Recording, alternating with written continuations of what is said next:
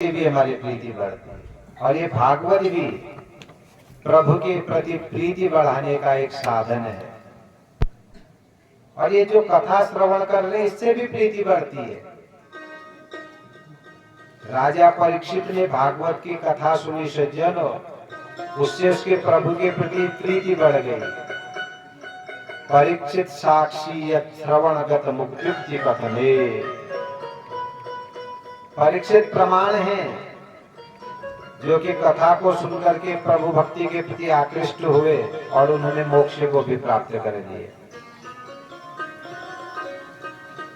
इसलिए उस भक्ति को पाने के लिए संतों का संग हमें करना पड़ता है। अच्छी संगति में जाओगे तभी अच्छे भाव आएंगे। सात्विक रूप से भगवान की पूजा करोगे, सात्विक भाव आएंगे। तामसी पूजा करोगे, तामसी भाव आएंगे। इसलिए सात्विक पूजा करिए और भगवान के प्रति प्रेम प्रकट आपके हृदय में होना चाहिए। इसके लिए अच्छे लोगों के बीच में जाइए। प्रथम भगति संता,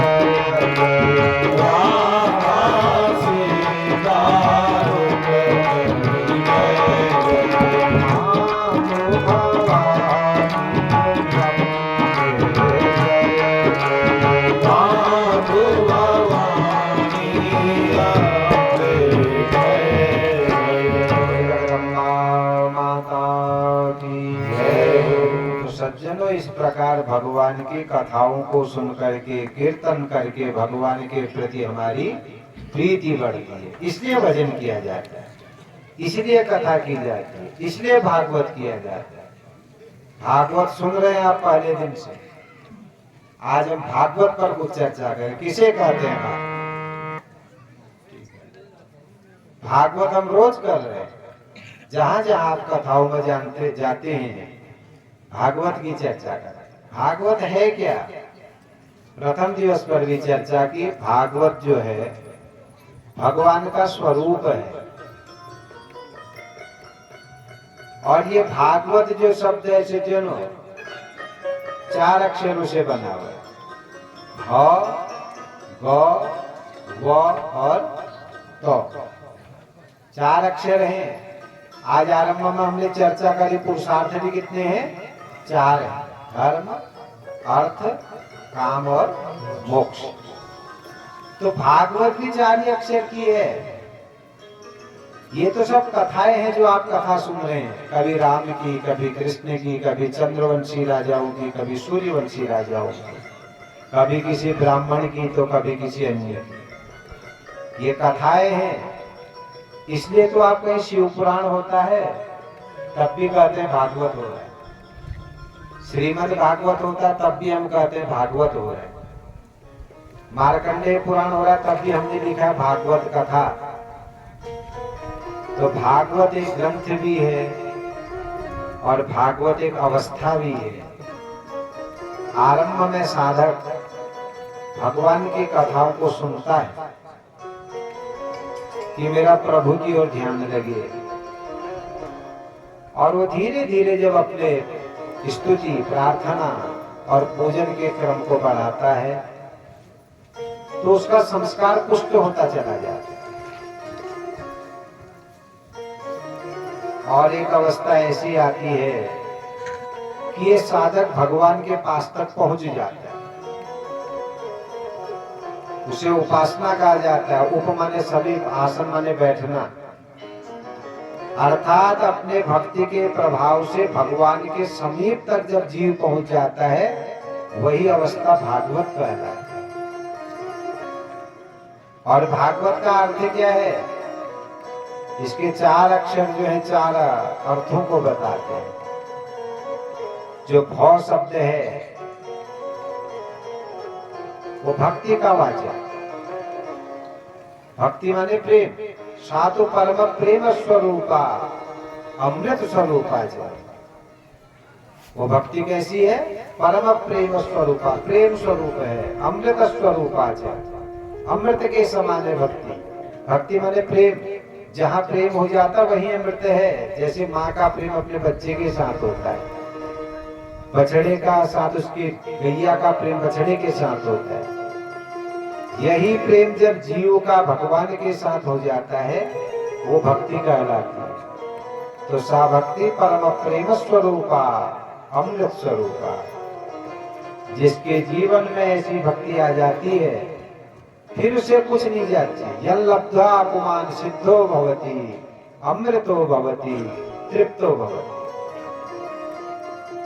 जिस भक्ति अवस्था को प्राप्त करके जीवात्मा सिद्ध अवस्था को प्राप्त हो जाता है। अमृतो भवति, अमरता को प्राप्त कर लेता है। तृप्तो भवति, तृप्त हो जाता है। यत प्राप्य न किंचित वांछति। जिसके जीवन में भक्ति आ गई ना, उसे फिर अन्य वस्तुओं की आवश्यकता ही नहीं है। यत प्राप्य न किंचित वांछति, न सोचति, किसी प्रकार का शोक भी नहीं करता है। न द्वेष्टि। भक्त का सबसे बड़ा लक्षण है कि मन में भक्ति आ गई तो फिर किसी के प्रति द्वेष नहीं रहता। तो ऐसा जो भागवत शब्द है सज्जनों, उसका पहला अक्षर भक्ति को बताता है। और यदि आ की मात्रा लगा देते तो भा हो जाता है। भा का अर्थ है भाव। केवल ज्ञान से नहीं होता है। जब तक आपका भाव नहीं होगा तब तक भक्ति नहीं हो सकती। देखो, माँ भी बच्चे को जन्म देती है और पिता के बीज से ही बालक का जन्म होता है, दोनों का बराबर महत्व है। लेकिन बच्चे को अधिक जरूरत किसकी रहती है? माँ की रहती है, क्योंकि माँ जो है भावना प्रधान है, पिता जो है ज्ञान प्रधान है। पुरुष का हृदय ज्ञान प्रधान होता है, माँ का हृदय भावना प्रधान होता है। इसलिए भाव की बड़ी आवश्यकता है। तो इसलिए भागवत का पहला अक्षर भाव को भी बताता है। जो दूसरा अक्षर है, देखिए इतने दिन से आप कथा सुन रहे हैं, तो कम से कम भागवत का अर्थ समझ लो, बहुत कठिन नहीं है। भाग गौ तो भौ माने भक्ति, गौ है ज्ञान, गौ माने ज्ञान, वो माने वैराग्य, और तो माने तपस्या। परमात्मा को प्राप्त करने के 4 ही साधन हैं। सबसे पहले भक्ति, फिर ज्ञान, फिर वैराग्य और फिर तपस्या। सबसे पहले किसका नाम आया? भक्ति का। बस सबसे सरल है। ज्ञान बड़ा कठिन है सज्जन, इसलिए भक्तिमान बनो। प्रेम ले आओ। माँ और बच्चे के बीच में कभी कोई दिखावा नहीं होता है। इसी प्रकार भगवान की पूजा में कभी भी दिखावा नहीं करना है, भाव से पूजिए। तो भागवत यही समझाता, बस जिसको ये 4 अक्षर आ गए समझो भागवत आ गया। और यदि इसका एक गंभीर अर्थ और करें, मैं बताना चाहूंगा आप लोगों को, भागवत का बड़ा सरल अर्थ है। एक श्लोक मैं आपको सुनाऊंगा, ध्यान रखिएगा इसको। इसमें पूरी भागवत समाई है। पहला जो भौ अक्षर है, उससे एक श्लोक बना, भासते सर्वलोकेषु गौ से गीयते नारदादिभिः, गौ से वर्तते सर्वशास्त्रेषु, और तो से त्रायते भवसागरात्। बस यही पूरी भागवत है। ये तो अन्य कथाएं हैं, कभी राम कथा, कभी कृष्ण कथा, कभी नारद की कथा, कभी ब्राह्मण की कथा, कभी किसी साधु संत की कथा, ये उदाहरण है। लेकिन भागवत का सैद्धांतिक अर्थ इतना ही है, भासते सर्वलोकेषु, अर्थात परमात्मा के प्रकाश के द्वारा ही सारे लोक जो है प्रकाशित हो रहे हैं।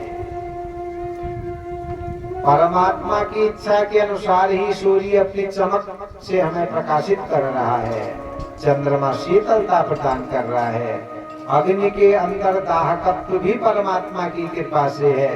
परमात्मा के प्रकाश के बिना किसी के अंदर किसी प्रकार की शक्ति नहीं आ सकती। अर्थात भासते सर्वलोकेषु भूर्भुवः स्वः महः जनः तपः सत्यम। 7 ऊर्ध्वलोक हैं, तल, अतल, वितल, सुतल, महातल, रसातल और पाताल। 7 अधोलोक हैं। परमात्मा सर्वत्र विद्यमान है। यही भौ अक्षर का अर्थ है। भौ का क्या है? गीयते नारदादिभिः, नारद जैसे महान विद्वान या बड़े बड़े संत लोग उसी परमात्मा का गीत गाते हैं। जो कथाएं हो रही है ये सब परमात्मा का गीत ही है। तो बड़े बड़े विद्वान व्याख्याकार जो